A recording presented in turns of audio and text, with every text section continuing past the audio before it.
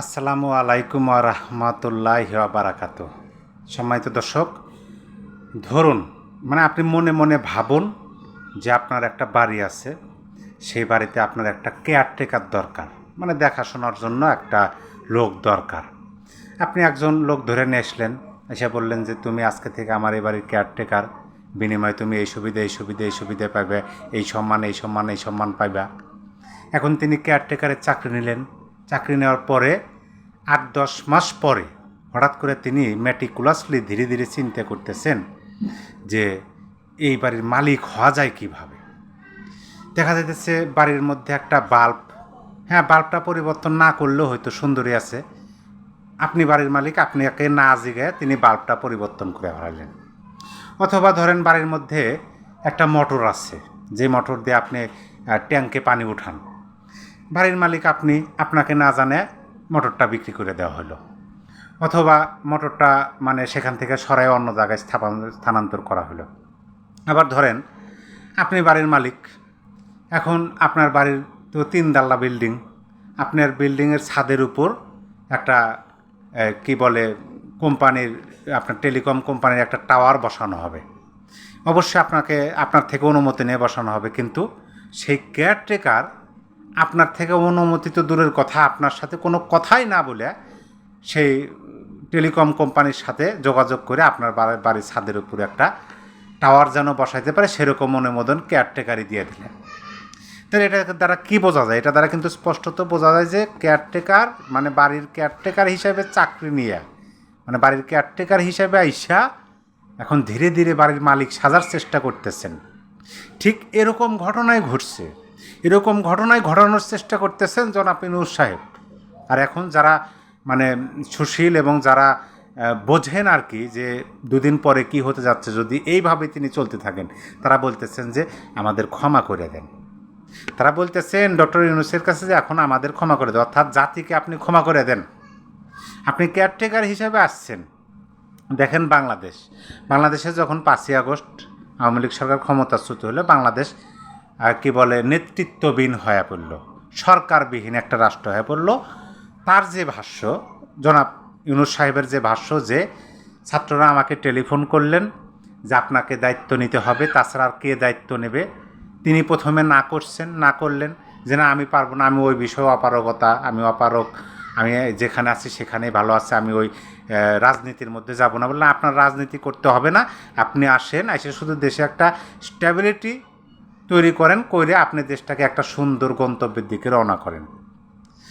Request করার পরিপ্রেক্ষিতে তিনি এক পর্যায়ে রাজি হলেন তার ভাষ্য মতে। কি জন্য তাকে নিয়ে এসেছে? যে একটা নির্বাচন হবে, দেশের মানুষ ভোট দিবে, নির্বাচন হবে, নির্বাচন হওয়ার পরে দেশের মানুষ ভোট দিয়ে একটা রাজনৈতিক সরকার, গণতান্ত্রিক সরকার প্রতিষ্ঠা হবে, সেই পর্যন্ত আপনি দায়িত্বটা পালন করেন। আপনার সরকারের নাম দেওয়া হলো অন্তর্বর্তী সরকার, যেটাকে কেয়ারটেকার সরকার বলা হয় একই। এখন এই অন্তর্বর্তী সরকার কেয়ারটেকার সরকারের দায়িত্ব নিয়ে ধীরে ধীরে এখন তিনি এমন ভাব দেখাইতেছেন, এমন কিছু কাজ হাতে নিতেছেন যে নিজেকে রাষ্ট্রের মালিক হিসেবে প্রমাণ করার চেষ্টা করতেছেন। আমরা কিন্তু জানি যে গণতান্ত্রিক রাষ্ট্রে, বাংলাদেশ গণতান্ত্রিক রাষ্ট্র, বাংলাদেশ নামক এই রাষ্ট্রটার মালিক হচ্ছে এই দেশের জনগণ। তাহলে এই দেশের জনগণের যারা প্রতিনিধিত্ব করেন, তাদের সাথে কিন্তু যে কোনো বিষয়ে, রাষ্ট্রীয় বিষয়ে কার্যকলাপ করতে গেলে অবশ্যই তাদের সাথে আলোচনা করার দরকার।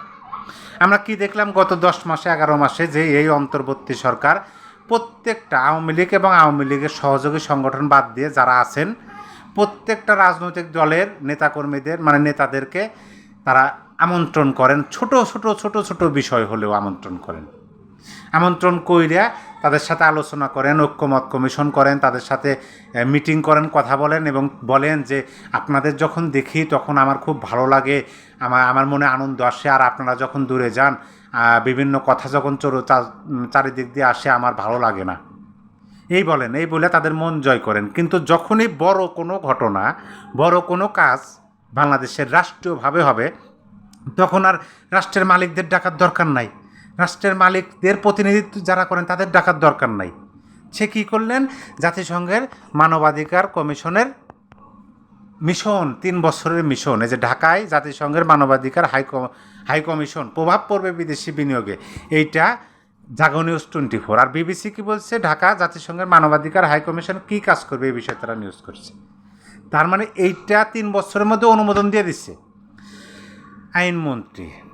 আইনমন্ত্রী জনাব আসিফ নজরুল স্যার। তিনি কি বললেন যে এটা মূলত 3 বছরের একটা মেয়াদে তাদেরকে এখানে কার্যক্রম করার জন্য অনুমোদন দেওয়া হয়েছে। তো এইটা চলবে 2 বছর পরে যদি উভয় পক্ষ মনে করে যে এটা রেনু করা দরকার, তাহলে রেনু হবে, সময় বৃদ্ধি পাবে। অথচ রাজনৈতিক দলের নেতারা যারা আছেন তারা কেউই বলতে পারতেছেন না যে না আমাদের তো বলা হয় নাই।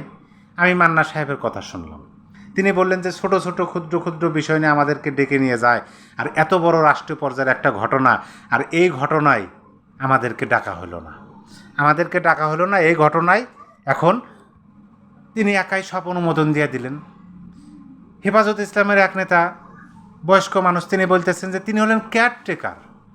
তিনি এই কেয়ারটেকার মানে দারোয়ান, তিনি দেখা বা শোনার জন্য আসছেন। এখন তিনি বাড়ির মালিক হিসেবে দাবি করতেছেন আমরা যে কোনো মূল্যে এই কেয়ারটেকারকে আমরা প্রয়োজনে আমরা সরাইতে বাধ্য হব, এবং এটা যেন না হয়, জাতিসংঘের মানবাধিকার কমিশনের কার্যালয় বাংলাদেশে যেন না হয়, সেজন্য আমরা এটা সব ধরনের কাজ করব।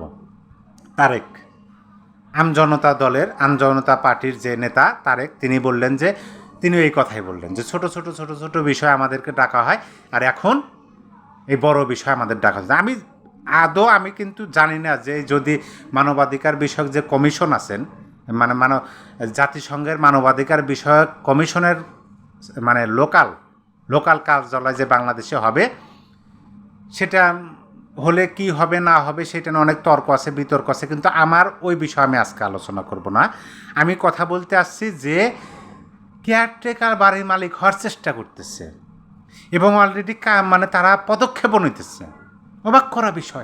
খুবই অবাক করা বিষয় যে তাকে বলা হতো যে মানে মহান ব্যক্তি, এখন মহান ব্যক্তিদের কাছে বাংলাদেশের মানুষেরা জিম্মি, আর সেই মহান ব্যক্তিদের যারা নিয়ে আসছেন তারা এখন বলতেছেন যে বাবা গো আমাদের ক্ষমা করিয়া দেন, আমরা আর আপনাকে চাই না, আপনি এখন নির্বাচন দিয়ে বিদায় নেন।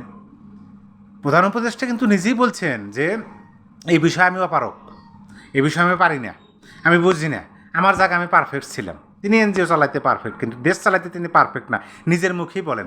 অথচ এটার মূল কারণ হলো যে তিনি যে এজেন্ডা নিয়ে এসেছেন সেই এজেন্ডা তিনি বাস্তবায়ন করবেন। এখন দেখতেছেন যে যদি দেশের জনগণকে ইনভলভ করি, তারা তো চাবে না, তারা তো এই বিষয়টা চায় না। যেমন রাজনৈতিক দলগুলোর পক্ষ থেকে কিন্তু জাতিসংঘের মানবাধিকার কমিশনের যে কার্যালয় সেটার বিপক্ষে। এখন তাদের নিয়ে যদি বলে যে আমরা তো এরকম করতে চাইতেছি, একটা মানবাধিকার কার্যালয় এখানে অনুমোদন দিতে চাইতেছি, মানে অনুমোদন দেওয়ার আগে যদি বলতো, তাহলে কিন্তু তারা নির্দ্বিধায় না করছে, না না না সম্ভব না, আপনাকে এই জন্য আনা হয় না। এইভাবে না বললে বলতো যে স্যার আপনি মানে এটা করেন না, এটা আমাদের দরকার নাই, আপনি নির্বাচন দেন। সেই জন্যই তাদেরকে ডাকেই নেই যে বেটারা তোমরা না করবে না, তোমরা বিরোধিতা করবে, তোমাদের আর ডাক মনে, তোমরা ফাঁকে থাকো, এটা করি তোমরা দেখো। এখন সেরকমই মনে হইতেছে যে এটা করব, এখন শুধু দেখা লাগবে চাইছে। ওই যে প্রথমেই বললাম ওইটাই, যে কেয়ারটেকার হিসেবে আইসে এখন নিজেকে বাড়ির মালিক হিসেবে দাবি করতেছে।